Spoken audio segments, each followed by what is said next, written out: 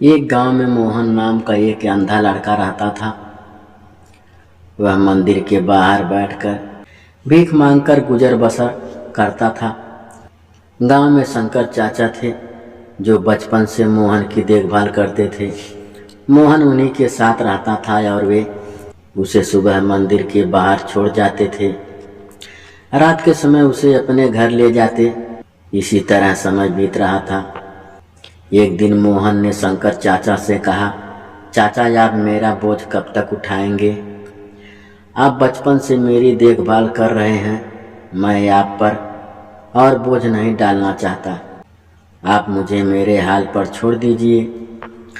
शंकर चाचा ने कहा, मैं तुझे अपना बेटा मानता हूँ और तू मुझे छोड़कर जाने की बात कर रहा है। अगर तेरी जगह मेरा सगा बेटा होता तो क्या मुझे छोड़कर चला जाता? यह सुनकर मोहन रोने लगा। तब शंकर चाचा ने उसे समझाते हुए कहा, तू गणेश जी के मंदिर के बाहर बरसों से भीख मांग रहा है। समझ ले तू उनकी शरण में है। उनकी पूजा पाठ किया कर, वे ही तेरी रक्षा करेंगे। मोहन ने कहा, चाचा हम भिखारियों को मंदिर में जाने की इजाज़त नहीं है। मैं तो मन ही मन गणपति जी को याद कर लेता हूँ। तब चाचा शंकर ने कहा, बेटा तू चिंता मत कर, एक दिन सब ठीक हो जाएगा। चले अब सो जा, रात काफ़ी हो गई। अगले दिन शंकर चाचा मोहन को लेकर गणेश जी के मंदिर पहुँचे। तभी मंदिर के पुजारी ने उन्हें रोका और कहा, अरे इस भिखारी को कहाँ मंदिर के अंदर ले जा रहे हो? यह तो हर दिन मंदिर के बाहर बैठता है, इसे मंदिर के बाहर ले जाओ। शंकर चाचा ने कहा, क्या भिखारी इंसान नहीं होते? इन्हें पूजा पाठ करने का हक नहीं होता? तुम कौन होते हो इसे पूजा करने से रोकने वाले? इस पर पुजारी बिगड़ गया और उन्हें मंदिर से बाहर निकाल दिया।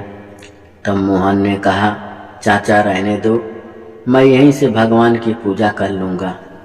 आप मुझे अंधे के लिए झगड़ा मत करो। कहीं पुजारी को गुस्सा आ गया तो यह मुझे मंदिर के बाहर भी बैठने नहीं देंगे। यह कहकर मोहन अपनी पुरानी जगह जाकर बैठ गया। शंकर चाचा वापस अपने घर चले गए। मोहन बैठकर भीख मांग रहा था। तभी उसे किसी के रोने की आवाज़ सुनाई दी। उसे लगा कोई बच्चा रो रहा है। उसने टटोलते हुए पूछा, तुम कौन हो और क्यों रो रहे हो? तब उस बच्चे ने कहा, मुझे भूख लगी है और मंदिर के पास की दुकान में बहुत अच्छे लड्डू रखे हैं, लेकिन मेरे पास पैसे नहीं हैं। मोहन ने कहा, कोई बात नहीं, तुम मेरे पैसे लेकर लड्डू खरीद लो। यह कहकर मोहन ने अपने पैसे में से उसे 5 रुपए दे दिए। कुछ देर बाद वह बालक मोहन के पास आया और बोला, मैं 2 लड्डू लाया हूँ, एक आप खा लो। मोहन ने कहा, नहीं तुम दोनों लड्डू खा लो। तुम्हारा नाम क्या है? उस बालक ने कहा, मेरा नाम गगन है, मेरा पास में ही घर है। मेरे माता पिता सुबह काम पर चले जाते हैं, मैं मंदिर में खेलने आ जाता हूँ। यह कहकर वह बालक चला गया। अगले दिन से हर रोज वह बालक आता। मोहन उसे 5 रुपए देता और वह लड्डू खाकर चला जाता। एक दिन वह बालक आया तो उसने मोहन से कहा, तुम रोज मुझे 5 रुपए देते हो, कभी मना नहीं करते। तब मोहन ने कहा, गगन मैं गणेश जी को लड्डू का भोग लगाना चाहता हूँ, लेकिन हम भिखारियों को मंदिर के अंदर नहीं जाने देते। जब तुम लड्डू खाते हो तो मुझे ऐसा लगता है जैसे गणेश जी खुद भोग लेने मेरे पास आ गए। तुम रोज आया करो, मैं तुम्हारा इंतजार करूँगा। इसी तरह समय बीतता रहा। एक दिन गगन मोहन से कहा, मैं अब तुमसे मिलने और लड्डू खाने नहीं आऊँगा, मेरे माता पिता दूसरे गांव जा रहे हैं। यह सुनकर मोहन रोने लगा। उसने कहा, मैं तुम्हारे बगैर नहीं रह सकता। मैं देख तो नहीं सकता, लेकिन जब मैं तुम्हें 5 रुपए देता हूँ तो मुझे बालक रूपी गणेश जी लड्डू खाते दिखाई देते हैं।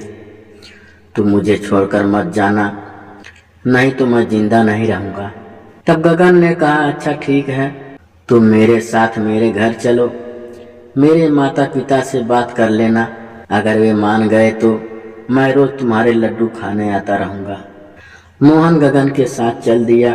काफी दूर चलने के बाद उसने पूछा, गगन लगता है हम बहुत दूर आ गए, तुम्हारा घर कहाँ है? गगन ने कहा, बस पहुंचने वाले हैं। कुछ दूर चलने के बाद मोहन ने फिर पूछा, लेकिन कोई उत्तर नहीं मिला। मोहन ने पुकारा, गगन गगन तुम कहाँ हो? लेकिन कोई जवाब नहीं मिला। मोहन घबरा गया। तभी उसका पैर किसी पत्थर से टकराया और वह गिर पड़ा। उसके पैर से दर्द हो रहा था।